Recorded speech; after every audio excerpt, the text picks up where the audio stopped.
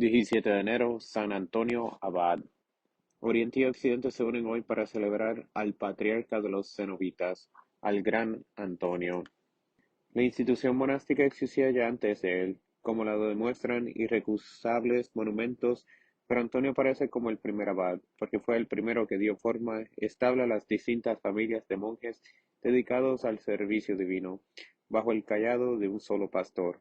Huésped primeramente de la soledad y famoso por sus luchas con los demonios, consintió que se juntasen a su alrededor algunos discípulos atraídos por la fama de sus obras prodigiosas y por el atractivo de la perfección. Fue el comienzo de la vida monástica en el desierto.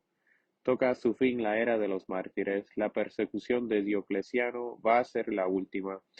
Es la hora en que la providencia que vela por la Iglesia va a inaugurar en ella una nueva milicia.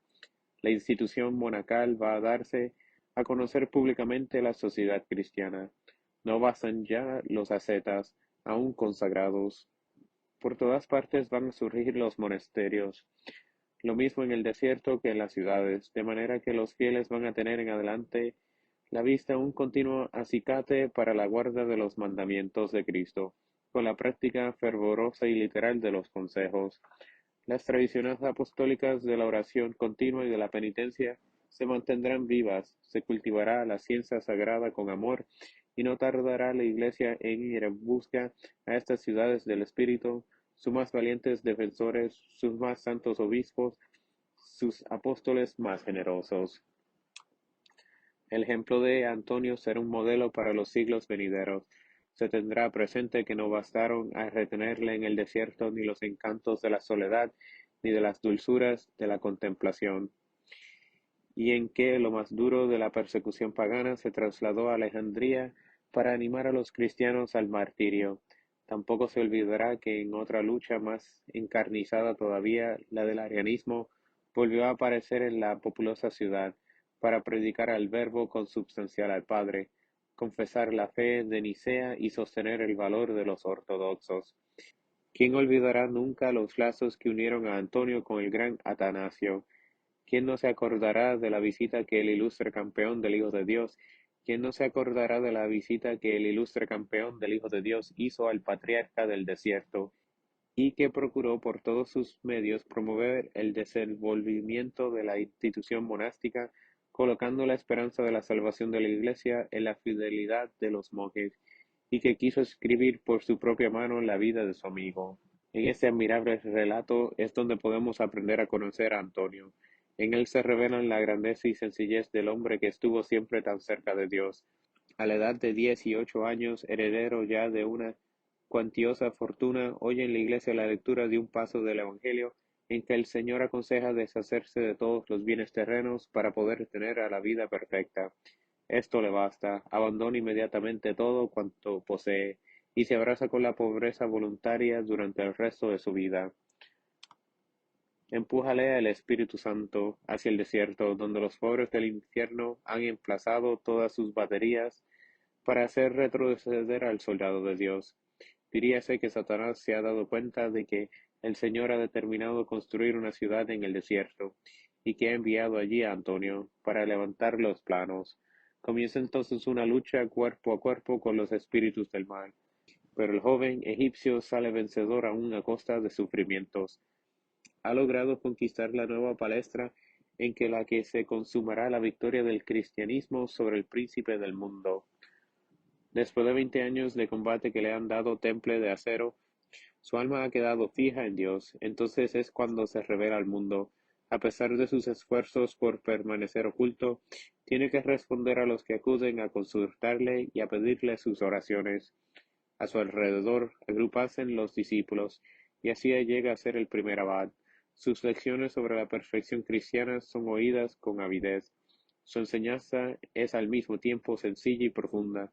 Sólo baja de las alturas de la contemplación para animar a las almas.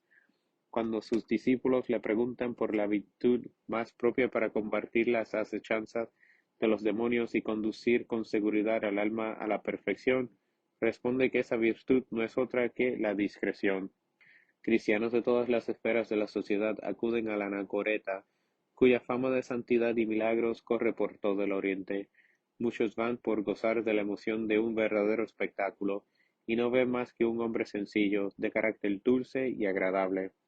La placidez de sus facciones es un reflejo de su alma. No le causa turbación el verse rodeado de gente, ni vana complacencia las señales de consideración y respeto que le prodigan, porque en su alma, libre de pasiones humanas, habita Dios. Tampoco faltan los filósofos, entre los que quiere contemplar el prodigio del desierto. Al verles llegar, les dirige Antonio la palabra: ¿Por qué os habéis molestado, oh filósofos, en venir a un loco?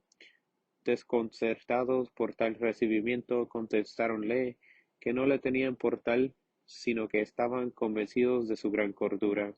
En ese caso, repuso Antonio, si me consideráis sabio, imitadme.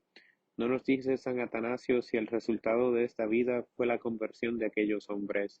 Otros llegaban atacando en nombre de la razón, el misterio de un Dios encarnado y crucificado.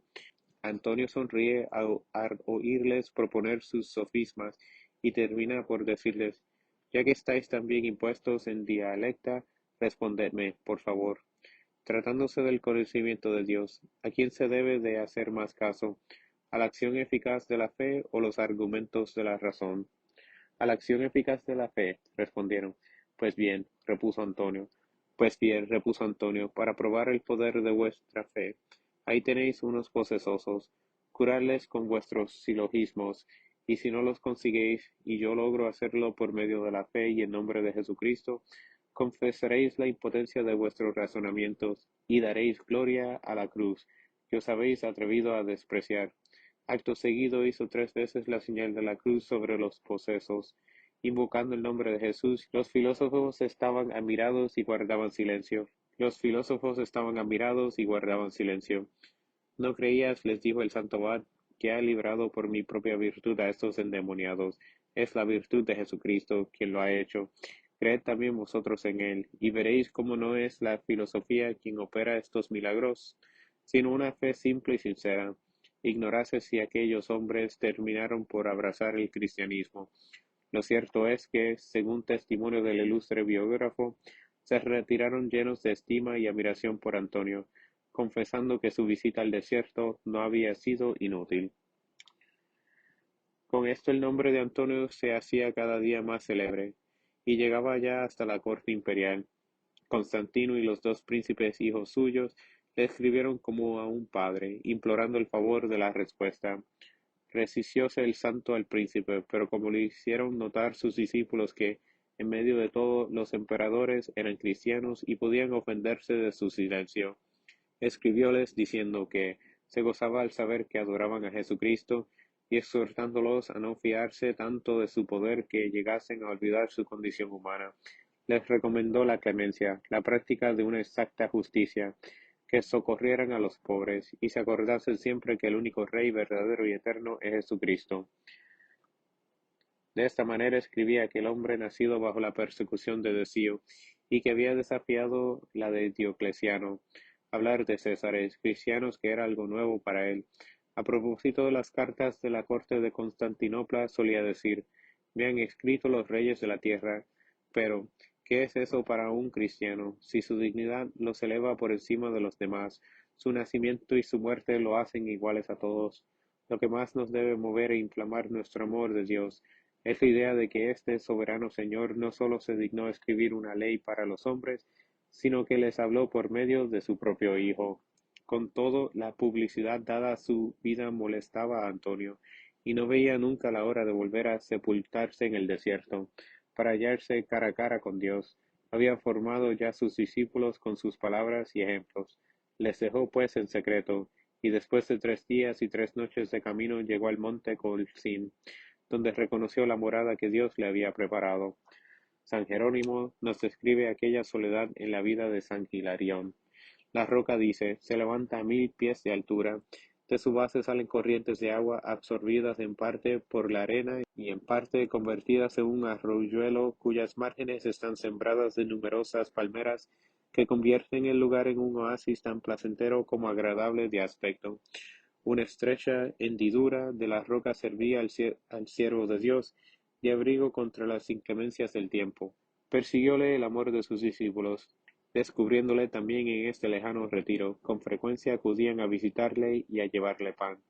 Para evitarles semejantes molestias, rogóles Antonio que le procurasen una azada, un hacha y algo de trigo para sembrar un pequeño terreno.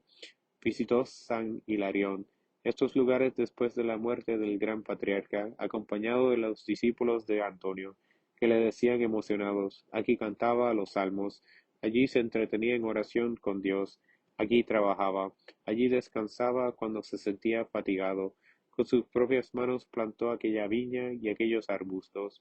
Él hizo aquella era y cavó con gran trabajo aquel pozo para regar el huerto. Al enseñarle este huerto, refirieron también al santo que, como vinieran ciertos días unos asnos salvajes a beber el pozo, comenzaron a destrozar el plantío. Ordenó Antonio al primero que se detuviera, y dándole suavemente con su bastón en el lomo le dijo: ¿Por qué comes lo que no has sembrado? A su voz se detuvieron los animales inmediatamente, y no hicieron ya daño alguno. Pero no dejamos llevar por el encanto de estos relatos, haría falta todo un volumen para completarlos. De cuando en cuando bajaba Antonio del monte para acudir a animar a sus discípulos en los distintos puestos que tenía en el desierto. En cierta ocasión fue también a visitar a su hermana, a quien antes de abandonar el mundo había colocado en un monasterio de vírgenes. Por fin, llegado a los 150 años, quiso aún ver a los monjes que habitan en la primera montaña de la cordillera del Colcín, y les anunció su próxima salida de este mundo para la patria. Vuelto a su soledad, llamó a los dos discípulos que desde hace 15 años les servían a causa de sus pocas fuerzas y les dijo: mis queridos hijos, ha llegado la hora en que, según el lenguaje de la Sagrada Escritura, voy a entrar en el camino de mis padres. Veo que me llama el Señor, y mi corazón se siente abrazado por el deseo de unirse a Él en el cielo. Pero vosotros, hijos míos, entrañas de mi alma, no vayáis a perder por un fatal relajamiento el fruto del trabajo al que os habéis aplicado desde hace tantos años.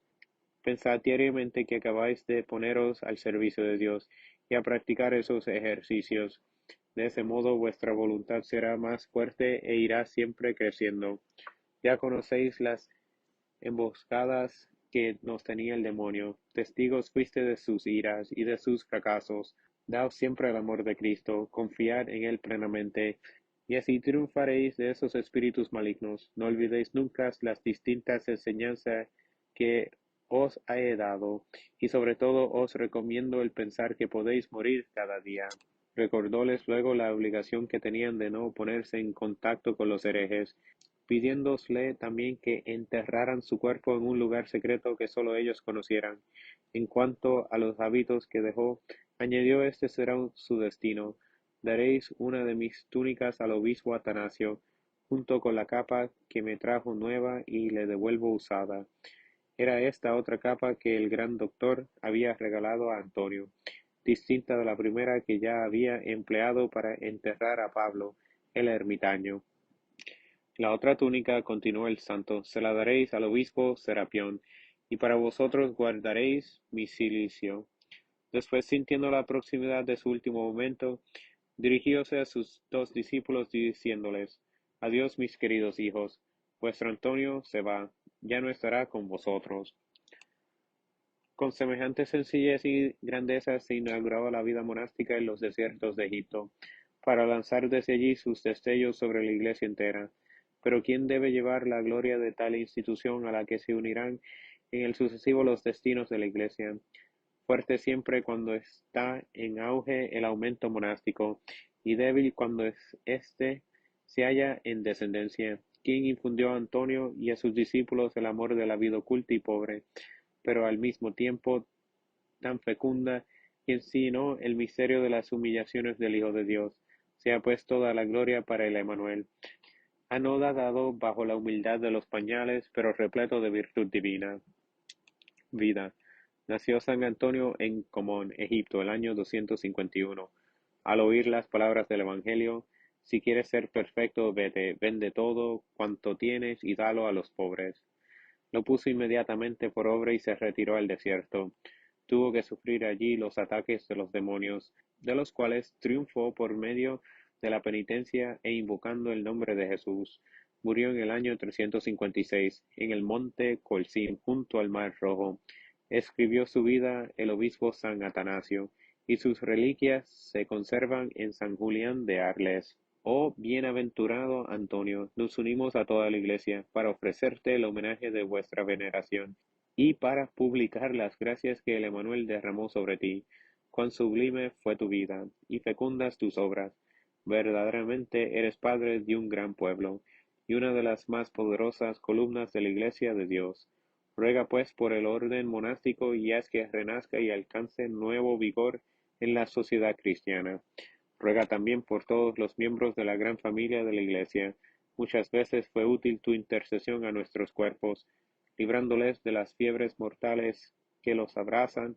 Continúa ejerciendo ese beneficio influjo, pero sobre todo cura nuestras almas, abrazadas con frecuencia por llamas más peligrosas todavía. Vela por nosotros en las tentaciones que no cesa de procurarnos el enemigo. Haznos cautos contra sus ataques, prudentes para prevenir las ocasiones perversas, firmes en la lucha y humildes en la victoria. El ángel de las tinieblas se te aparecía en formas sensibles. El ángel de las tinieblas se te aparecía en formas sensibles. A nosotros nos ataca muchas veces disfrazado. Haz que no seamos víctimas de sus embustes. Domina en nuestra vida entera el temor de los juicios divinos y el pensamiento de la eternidad. Sea la oración nuestro asiduo recurso. Sea la oración nuestro asiduo recurso, y la penitencia nuestra muralla. Finalmente y ante todo, oh Pastor de las almas, llenémonos más y más según tu consejo del amor de Jesús, de ese Jesús que se dignó nacer aquí abajo para salvarnos y merecernos la gracia para vencer, de ese Jesús que quiso sufrir tentaciones para enseñarnos el modo de combatirlas.